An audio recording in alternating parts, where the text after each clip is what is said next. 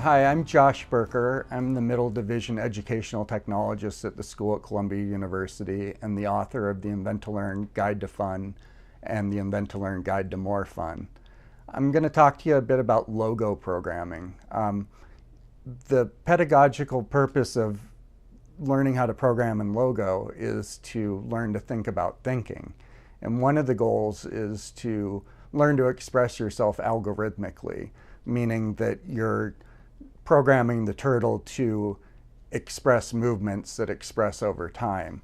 Logo's always been about debugging. So for every design that you manage to program, you might have 100 designs that didn't come out the way that you wanted to.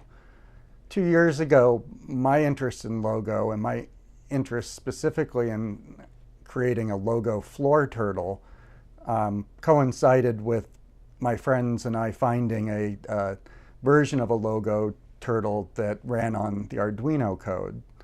Problem with that was the code wasn't Logo and it was more confusing than illuminating. So I approached my friend Brian Silverman, who's behind every release of Logo from the 1970s on, and asked him if we could perhaps port a version of Logo to this floor turtle.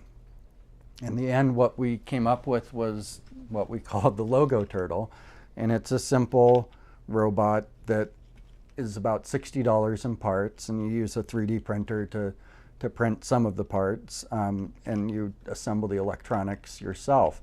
So with the Logo turtle built, I took it into a charter school in Bridgeport where I founded an after-school Logo programming club, and we started with Turtle Blocks, which is a computer-based, block-based programming language. The nice thing about something like Turtle Blocks and block-based programming is there's a really low floor to entry, and serendipitous discoveries can be made by clicking some blocks together and discovering the designs that emerge.